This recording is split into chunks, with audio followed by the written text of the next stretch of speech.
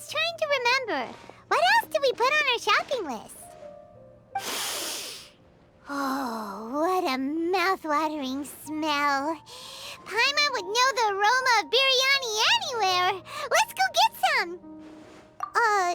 We can still add it to the list. Well, if it isn't the Traveler and Paimon. Wasn't expecting to see you here. Hello there. Oh, it's been quite a while. Huh, so you two are still hanging out together. Dehya, didn't you say last time that you were gonna head back to the desert? I said I was going to resign from being her bodyguard, not that our friendship was over. We're still the best of friends. The Holmayanis also still post jobs from time to time. Their pay is always generous, so me and the other mercs never pass them up. I told Dehya to just stay at our place when she took one of those jobs a few days ago. My parents were delighted. They even said that it always felt like we were missing someone whenever Dehya wasn't around. That sounds like something they would say, all right. They're always so welcoming. Anyway, the job is already taken care of, so I was gonna head back to the brigade as soon as I finished a little shopping. But the master kept insisting, and I ended up staying for another day. You can stay for as many days as you want, Dehya. Father hasn't even gotten around to treating you to his best dishes yet. You know I'm not the kind of person to stay put in one place like that, my lady. Don't worry, though. There'll always be next time. But she said they'll treat you to the best dishes! Paimon can't believe you can still refuse that! But wait. Didn't you say last time that you would take me on a trip to the desert? Why don't you just take me with you today, when you leave? There are so many places I still haven't visited yet. I'm sorry, my lady, but no can do. There's still a few things I need to take care of back at the brigade. Besides, the desert hasn't exactly been the most peaceful place lately. Oh, come on. Not this again. That's also what you said last time and the time before that. I know, I'm sorry. Just give me some more time, and I promise I'll plan the best trip ever for you. All right, fine. To be perfectly honest, it's not that I wanted to go, it's more like I feel like something is off about you lately. Ever since you first set foot on the estate a few days ago, you've been acting anxious and even paranoid. Have you been delaying our trip because you've run into some kind of trouble? Nah, are you kidding? You're worrying too much. Would you swear on that? Friends shouldn't lie to each other, you know. I wouldn't pry any further if you're willing to swear on what you just said. But if something really is bothering you, then just tell me. You know I'll help you however I can. Oh, looks like Dunyarzad was onto something. You're too perceptive, my lady. Seems I can't hide anything from you. I just thought that nothing good could come out of telling you about the messy happenings of mercenaries. Knowing too much only leads to more trouble. Mercenary life is a dog-eat-dog world where Mora reigns supreme. Everything operates on a completely different set of rules. That doesn't change anything about what I just said, though. We're still friends, and I can only support you if I understand what's bothering you. My lady, you're not gonna stop until you drag it out of me, are ya? All right, I'll share what I know. Let's go somewhere else first. This isn't exactly the best place for a discussion. Okay, let's talk here. Just try not to draw any extra attention. As you may already know, the Eremites have both a lot of mercenaries and a complex organizational structure. Many mercs are no different than me, just going around looking for jobs to earn some mora. My brigade is called the Blazing Beasts. We're not a large group, but every member is loyal and brave. However, not all Eremite brigades are like mine. Some are willing to cross all kinds of lines for the sake of mora. The most notorious is a faction known as Deshret's Relics. Deshret's Relics? Judging from the name, they must really look up to... Yep, you got it. I've heard that you've already crossed paths with Al-Ahmar. They're one of the groups under the Relic's banner. Oh, you mean the group that tried to sell us the Divine Knowledge Capsule? Yeah, they weren't friendly at all. Deshret's Relics is composed of many smaller brigades like Al-Ahmar. The Relic's headquarters issues orders to all brigades under his control. On any other day, I would want nothing to do with them. Unfortunately, though, the brigade that's stirring up trouble now is none other than Dakan Al-Ahmar. Dakan? I think it means beard or something. Believe me, it's a really stupid name. I found it insufferable for years. Anyway, the real issue is that Dakan Al-Ahmar is led by my father, Kusela. Say what now? I think I'm starting to understand your anxiety now. But what did they do? I won't go into details, my lady, but they've been involved in a lot of violent incidents. We're talking hundreds. Hundreds? Yep. The scenes tend to be quite gruesome, too. They strip the victims of all their valuables before murdering them. Not only have they targeted merchant caravans and ordinary citizens, but other mercenary brigades as well. That's beyond terrible. They won't even spare their own kind. I don't know how Deshret's Relic sees it. All I do know is that Dakan Al-Ahmar has become more and more aggressive over the last few years. If I don't do something about them, then even my brigade or the people of Aru village could become their next target. I just wish I knew what's driven him to do this. Yeah. How can your father do such terrible things? I don't know. People change. He's always been pretty pathetic. But at least in the past, there were still a few lines that he wouldn't cross. That's setting the bar pretty low. I mean, if he was even remotely decent, then why would I have to leave the brigade and cut all ties with him? He was loud and foolish, with no real sense of purpose. Instead of doing anything useful, he spent most of his time drinking and chasing after women. Of course, the other brigade members were just like him. Their ruckus would go on night after night. Sounds like a nightmare. What about your mother? Did she ever step in to stop them? Unfortunately, I never knew my mother. I'm sorry, Dehya. I didn't know. It's all right, my lady. That's pretty common in mercenary circles. Didn't I mention that my father was chasing after women? I was the result of one of those encounters with some random person. He told me that he wasn't sure who my mother was.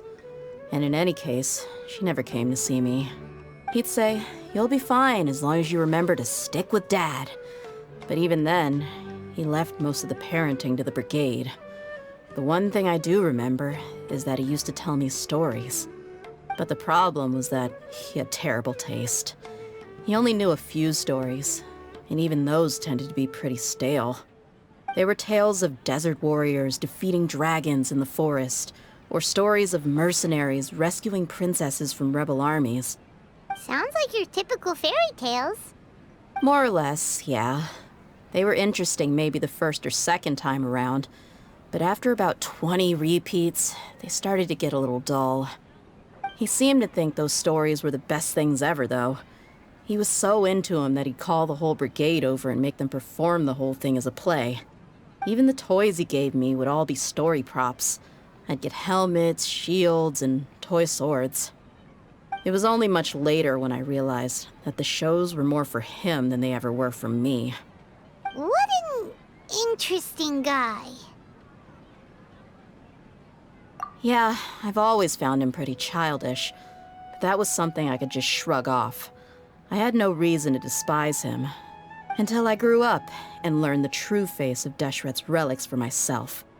Looting, blackmail, violence, and fraud. They not only accepted such heinous acts, they would even openly boast about them. No one in the brigade was any kind of hero. Instead, my father and his cronies were more like the bad guys that needed to be taken down. Did they really think that as long as they didn't do any of that stuff right in front of me, I would never know? I think I can understand your feelings. The difference between perception and reality must have hit hard. Yeah, but don't worry, my lady. It's all water under the bridge to me now. I had a huge argument with my father and left that place behind for good. I'm not investigating them due to any bitter feelings I still have towards my father. I just want to protect those that are close to me. Yeah, I told the boys to gather as much information as they could. Most of the reports concern violent incidents, but there's also some talk of smuggling. I see. But isn't this investigation incredibly dangerous? It is, but every mercenary lives life on the edge. It's a lifestyle that I enjoy. That may be true, but it'll be impossible for those who care about you not to worry. Well, now you get why I didn't want to share any of this with you. What should we do? They both have valid concerns. Huh? But there's no need for you to get caught up in this mess, too. Well, he's super tough, so if he went into the desert with you, then Paimon bets the problem will be solved in no time. I'm inclined to agree. I'd feel a lot more at ease if you took him along to help. I'll wait for news from you in the city until then. Please, stay safe. I'm honored that you care so much for me, my lady. All right, then let's get moving. Our first stop will be Caravan Rebot, where we can catch up a bit with my fellow mercs.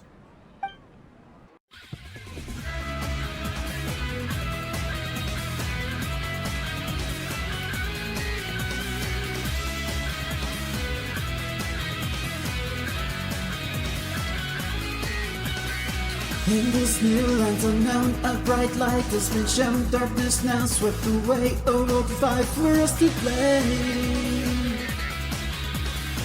Upon scorched barren land, we see scars in the sand. In any conflict, I'll die, face it on, risking my life.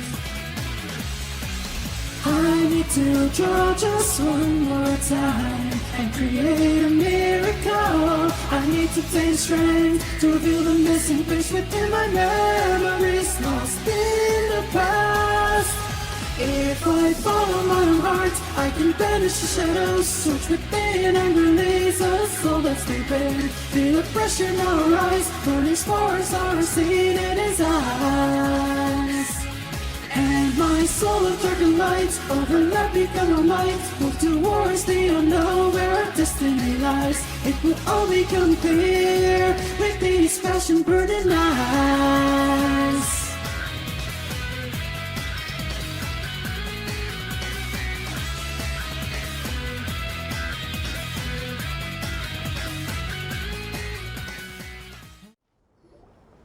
Hey, Dehya, you're back.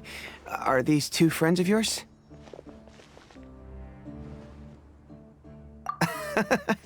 Likewise. There's no need to be so formal with us. We're a pretty casual crew. Anyway, since we've got a newcomer, let me fill you in on what Dakan Al-Ahmar's been up to lately. They've become extremely aggressive. Apparently, even their own now have become acceptable targets. They even attack other relics brigades, just the same as any other mercenary brigade. Even the most ferocious beasts still protect their own. But it sounds like they've thrown that straight to the wind. That's right. Once they've collected enough loot off the other mercenaries, they sell it off to a different brigade, or turn to merchants on the black market. A portion of their profits is immediately exchanged for more food and weaponry to be used in their next violent operation. That's terrible! Yeah, and it really makes you wonder why they're so desperate for Mora. A few days ago, Isham and I trailed them for a while, and even disguised ourselves as merchants to conduct trade with them. We were able to learn a few things from the exchange. Rather than saying they're out to plunder and hoard Mora, it'd probably be more accurate to say that they're experiencing an internal power struggle. Wait, a power struggle? You heard me right. The vast majority of their victims are mercenaries from the other brigades of Deshret's relics. If their only goal is Mora, they could have gone after anybody. The targeted nature of their attacks points to a power struggle between the different brigades within the relics. That's the only plausible explanation we have. Unfortunately, we weren't able to find out anything more specific. It seems they're also trying to keep things under wraps. Oh, one last thing we discovered was that over the past few years, as Dakan Al-Ahmar became more and more active, Deshret's relics as a whole became a lot weaker. It sounds mighty strange to me, too. Harun, you can leave the rest of the investigation to us. Gotta say, though, I didn't expect you to go on a whole undercover mission during the few days I was gone. Sounds like you were really putting your necks on the line, no? Nah, it was nothing. We're just as concerned about the situation as you are. The Khan Al-Ahmar is your father's crew after all. What he said. Besides, Dehya, haven't you done more dangerous things than all of us combined? What we did is nothing compared to your experiences. Yeah. And while they went to talk with Dakan Al-Ahmar, I took a look at the last camp they attacked. Any survivors of the attack were already long gone. There was nothing of value left in the camp. Ah, Hisham and Khalaf. You're here too. We rushed over as soon as we saw you come into Caravan Rebat. Although this new friend of yours looks a little green behind the ears, I'm sensing a special vibe from him. Now that we know you'll have a capable partner with you, we can also rest easy. Hey, what about Paimon? Feel anything special? Oh, you're also planning to tag along with them? Of course! Paimon is the traveler's most important guide. Wherever he goes, Paimon will follow. Oh, in that case, then you'd better take care of her too, Dehya. Don't underestimate Paimon! Don't worry about her. She may look tiny and helpless, but she's been through just as many battles as the Traveler here. Even if she had only survived on sheer luck, then that alone would still make her quite formidable. I had no idea. I guess I shouldn't judge by appearances. Oh, one other thing, Dehya. When you're free, why don't you update the deputy about your upcoming schedule? We held another recruitment event a few days ago, but everyone only came to see the Flame Main. You weren't around at the time, so people were pretty disappointed to only find our crew of rough, unkempt guys. The deputy put a lot of effort into the event, but it was basically for nothing. Only a few people chose to stay, and that really got to him. Sorry to hear that. I'll be sure to bring him some great liquor next time. I left in a hurry and I couldn't make it back in time for the event. Gotta admit, I can understand their disappointment, though. You're our brigade's main selling point, after all. Now, if only the deputy could figure out a way to bring a few more smoking hot members into our ranks. Keep dreaming. Remember the last time I invited a couple gals into the brigade? You all just froze up with your mouths gaping like a bunch of scarecrows. The awkward silence and weird expressions left quite the impression on them. They were originally interested in joining us, but after that, they both told me they were too uncomfortable to stick around. Hey, didn't we agree to never bring that up again? Huh? Wait, are you serious? Why have I never heard about this? I don't think you were part of the brigade yet. Are you kidding me? I missed a once-in-a-lifetime moment like that and you weren't even gonna tell me? All right. We can tell you about it later. Now's not the time. Hey, don't you try to change the subject. You and Hisham get your butts over here and tell me everything right now. Are they always like this? More or less. There aren't many rules or graces when it comes to mercenaries. We're used to just speaking our minds. If someone starts getting under your skin, you just yell right back at them. And if that doesn't put an end to it, then you just challenge them to a fight. But we also don't tend to take many things too seriously. Being direct and getting it all out of your system as soon as things come up is better than keeping everything bottled up, never talking about it. That's also why I never spare their feelings when I talk to them. If I want to laugh, I'll laugh. If I'm angry, then I'll unload on them. It's hard to stop once you get used to it. Though, I can never do that when I'm with the Homayanis. Hey, knuckleheads! Can you at least tell me the rest of the intel before you go back to your bickering? Yeah, you hear her, Khalaf? Told you we gotta focus on the investigation first. I drew up a map.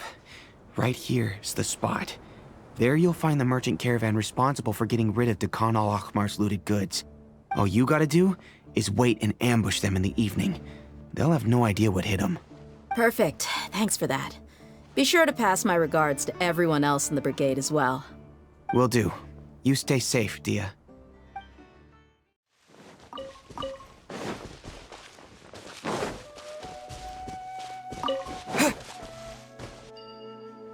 This should be the place. Let's find a spot to hide and bide our time. It's gonna come down to a fight one way or another, so let's all be careful. No need to worry. He knows his way around a fight. I'm not worried about that. What I meant is that we probably shouldn't go too hard on the enemy. After all, we still need to get information out of them.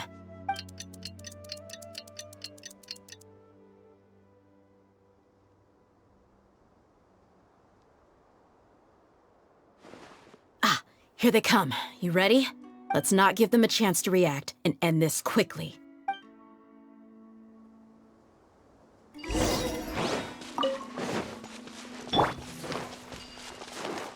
That's close enough!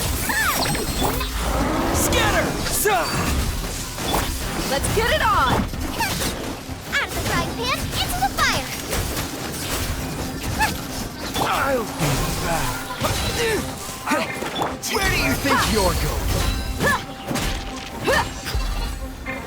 No more tricks up your sleeve!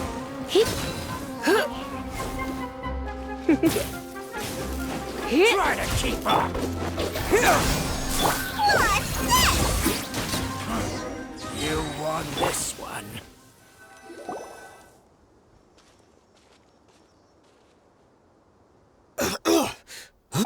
You're the Flame Mane. Good. That saves me an introduction. All right, time for a little talk. Are you buddies with Dakan Al-Ahmar now? Tell me, what are they after? You know the code of being a mercenary just like everyone else. The first rule is to never divulge key information about our employer. What makes you think I'd talk? Ha! That might have worked on an amateur, but I know you're just looking to protect your reputation. Think about it, though. What's your reputation worth if you won't have the other tools you need to succeed in this line of work? Tools like, I don't know, your limbs or eyes? You've got 5 seconds. You might want to think twice about how much your employer's information is worth to you. Whoa! I'm not joking around. We can do this the easy way or the painful way. 2 seconds! I'll save you the trouble.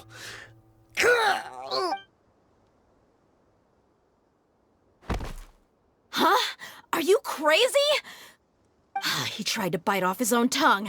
Quick, search the area for any first aid supplies. I definitely didn't expect him to go that far. Thankfully, the wound wasn't too deep, and he just passed out from the pain. But why would he be so extreme? I just wanted to test his mettle. You can get a lot of mercenaries to talk just by threatening them. I didn't expect him to be willing to go through so much pain just to deny us some intel. Well, he's out cold for now. We could wait for him to wake up, but maybe it's not a good idea to interrogate him any further. What should we do? Yeah, don't worry about it. It'll be a waste of time to interrogate him again after that. He might just hurt himself again if we start asking. There are lots of goods around here. Let's search the area. Maybe we'll be able to find something. I'm really sorry.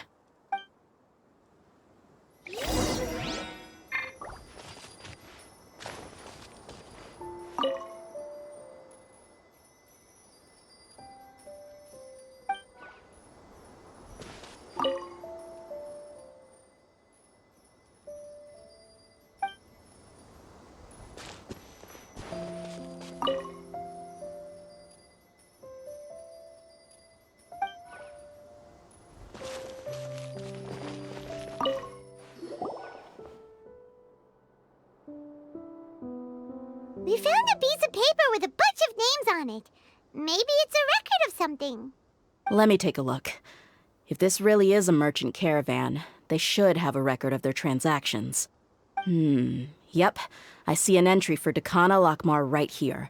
Kusela, Idrisi, Bashar, and Takriti. All familiar names.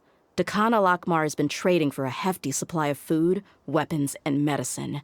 It seems that in the past, they used to receive some canned knowledge as well. This caravan is just one link in their logistics chain. Once in the rainforest, the caravan will exchange the looted goods for Mora, and the funds will then be passed to a specific person.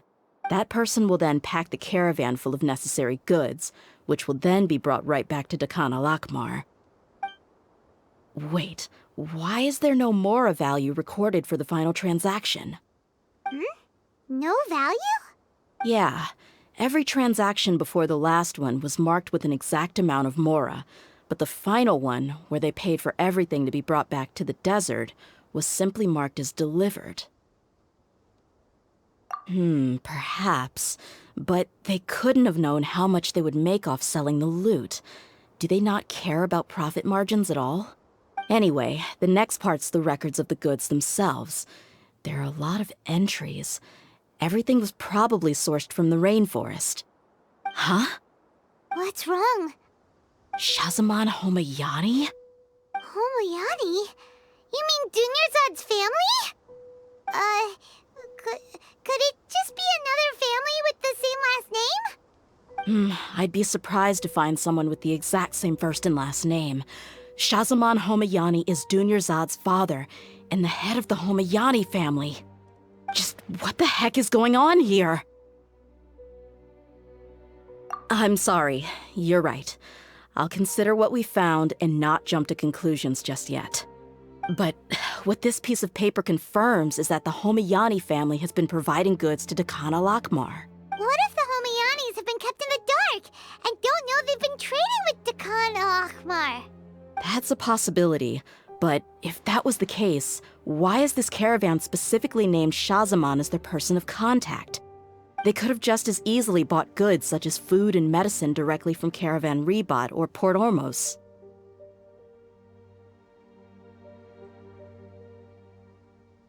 Yeah, funding violence and looting. The brigade gets the goods, and he is paid the proceeds from the sale of the loot. But why would he do something like this? It's not like the Homayanis are in need of money. I honestly have no idea. I've been to their estate many times, and I've never noticed anything suspicious.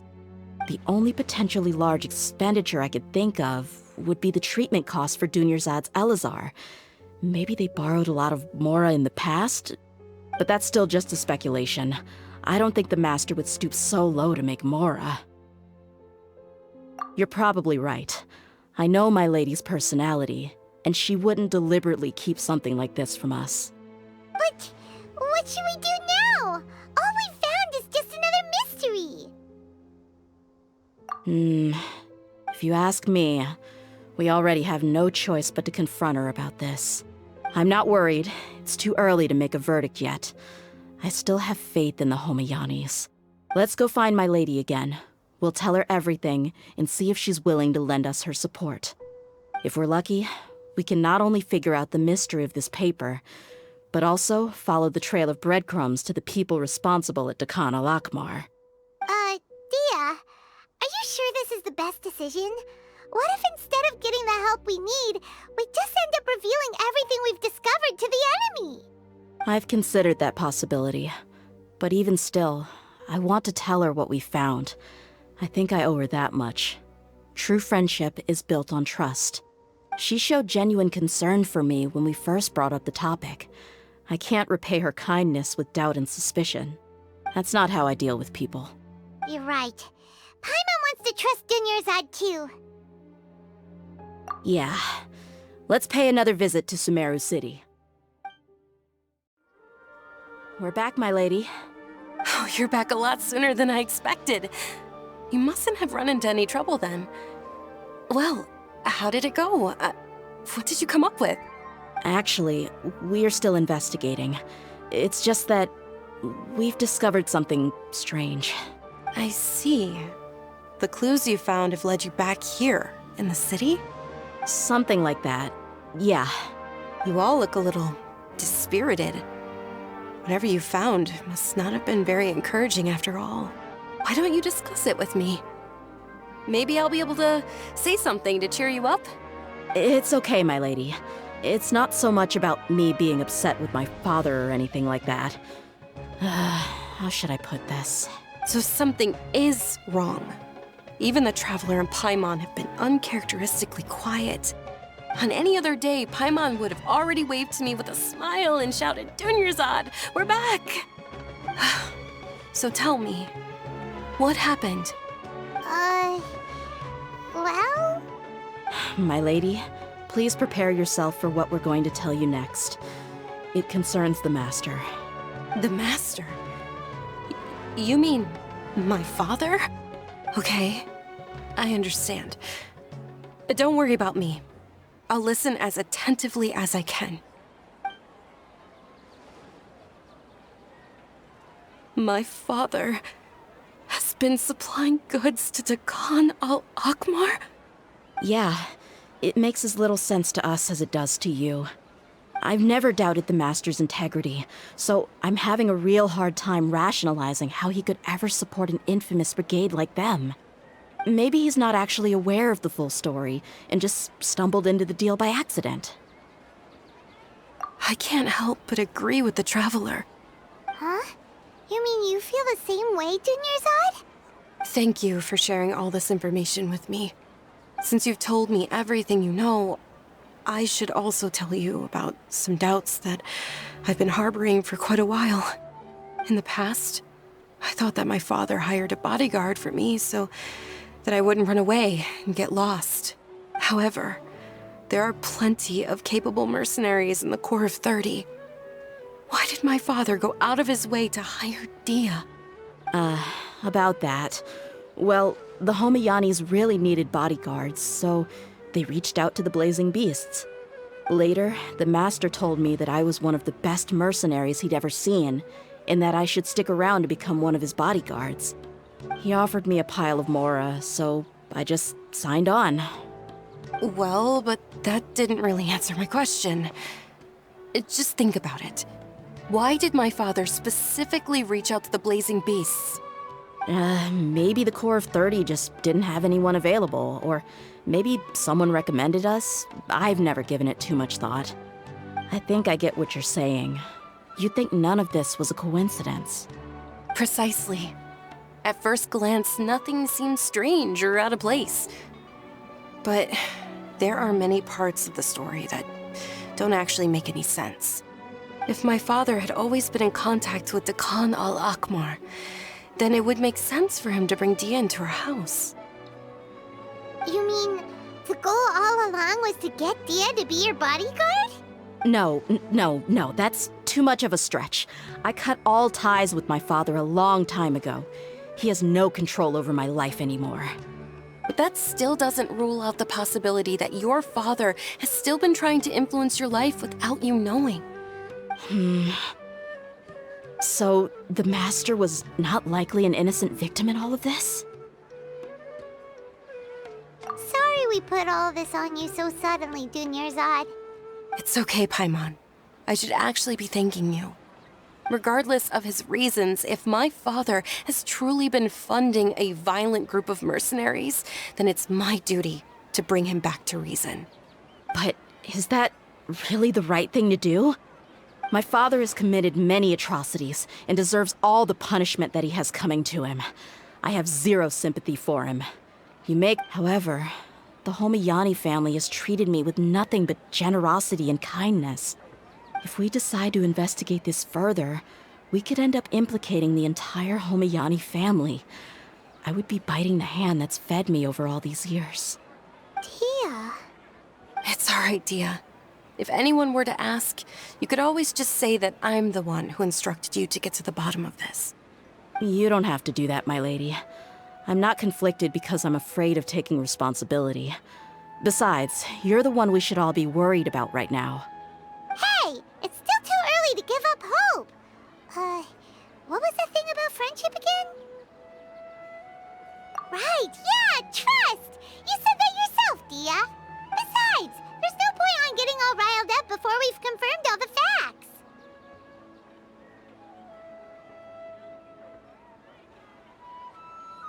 Thank you, everyone. That makes a lot of sense. I guess I should always remember the trust that I've placed in people. In which case, my lady, could you ask the Master to come out and have a chat with us? Sure thing. I also hope he'll be able to give us a logical explanation. Let's meet at the usual place then. Usual place? Ah, right! Thank you for coming, sir. Please allow me to introduce these two.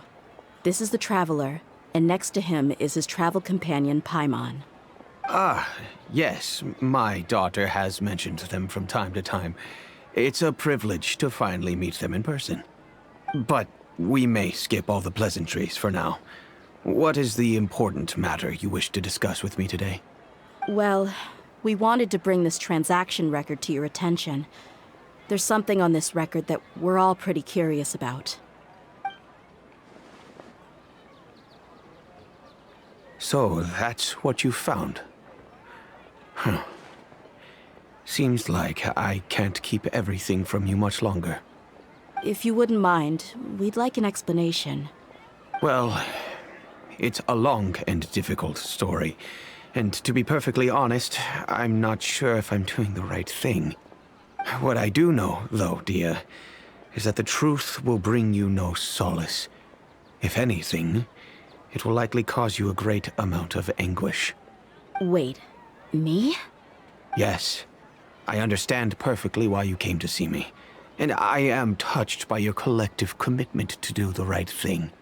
But knowledge always comes at a price. And sometimes, as they say, ignorance is bliss. Your father, Kusela, and I both believed that. Of course, you have the right to seek and learn the truth, but I must warn you. The facts of this matter may reduce everything you've built for yourself into sand, blowing in the wind. If you must proceed, then Kusela's heartfelt efforts will also fade into the wind like a fleeting mirage. His heartfelt efforts? I'm sorry, sir, but I'm not sure I follow. I've made it this far in life without a single drop of my father's support. I have my own ideals and ways of looking at the world, as well as people and causes that I've chosen to cherish and fight for. None of these things have anything to do with him. I came here today to support you as the head of the Homiyani family. No warning will change my stance on that. I understand. Then let me tell you a little story. Our family once needed to take a trip to the desert when Dunyarzad was just a baby. Along the way, we were attacked by bandits. They had superior numbers and quickly overpowered our bodyguards.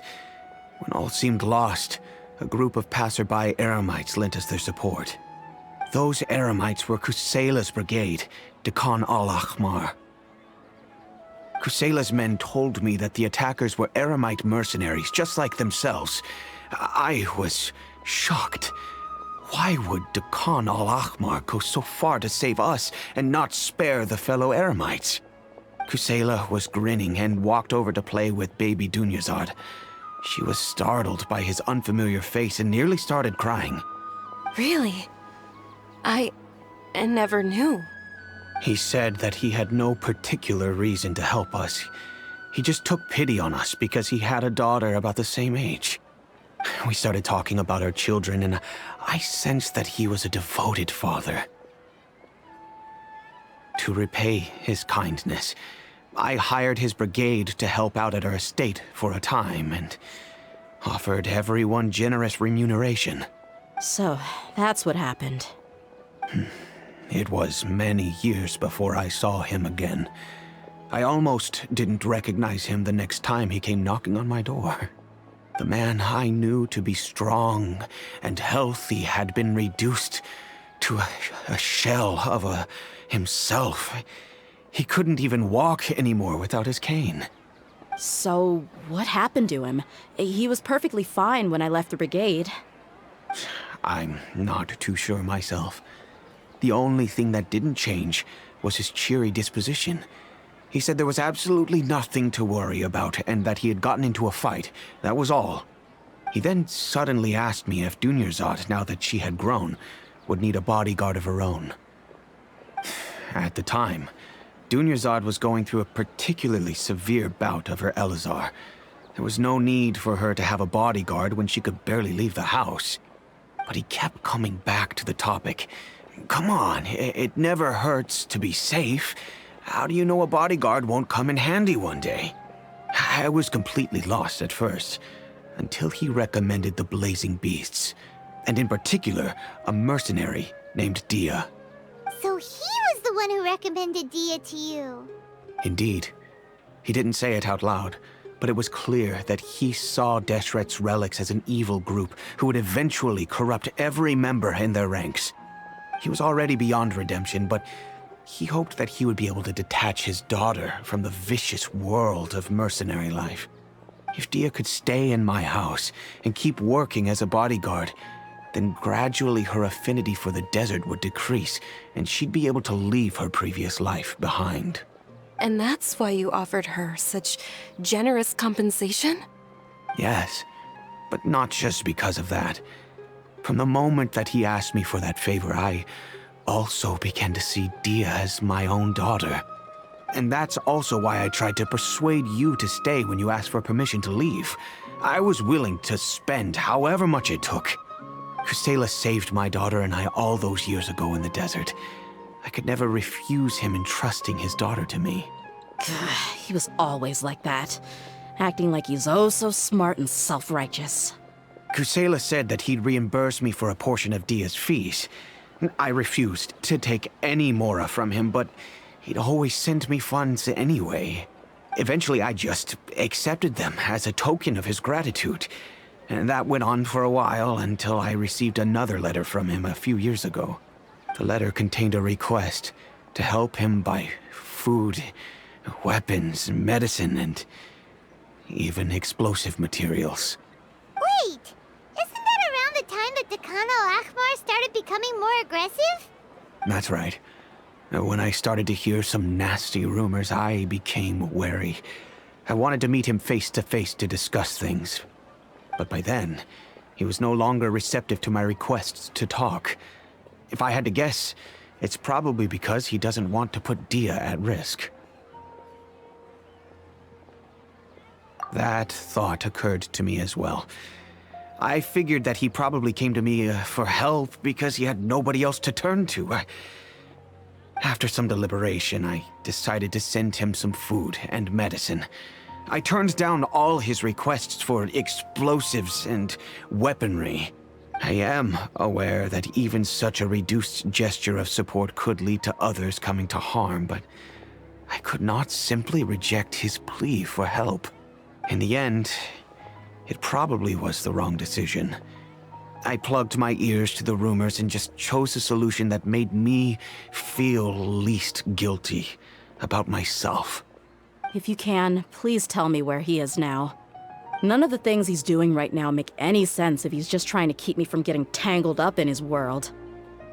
If all he wants to do is steer clear of me, then maybe he shouldn't have brought me into this world in the first place. Oh no. Dehya, please don't feel that way. I'm just angry because I can't wrap my head around any of his actions. Another way? I don't know. I knew him, and he was nothing more than a childish brute. I can't understand what's going through his head. But I guess you do have a point. We haven't uncovered the whole truth yet. We still need to figure out his exact actions and reasoning for these last few years. I'll do my best to help. Of course, anything between the two of you would need to be resolved between you and him alone. I don't know Kusela's exact whereabouts. Outside of supplying his brigade with some goods, I tried my best to avoid getting involved any further with him. However, there's a man on the list named Jawed. He used to be a mercenary in the desert and is now a member of the Corps of 30. He's responsible for supplying weapons and liaising with the Dakan Al-Ahmar's merchant caravan. I think he should know Kusela's whereabouts. I've heard that he likes to have a few drinks alone and enjoy the cool wind at night outside the tavern. Maybe you'll be able to find him there. Understood. Thank you, sir. Then I guess this is bye for now, unless... I'll stay and be with my father here. To be honest, I'm still a little dazed and haven't finished processing everything quite yet. My father has indeed done something wrong, but if I think about it, I'm also not sure if there was a right way to handle this problem. I feel like our only course of action is to turn everything we know over to the Corps of 30 and let them render judgment. Yes. I am prepared to accept whatever verdict they choose. It's time to face my mistakes. I hire her to help escort my caravans from time to time. After all, she's got the muscle, and her price is reasonable. When it comes to cost-performance ratio, she's always the best pick.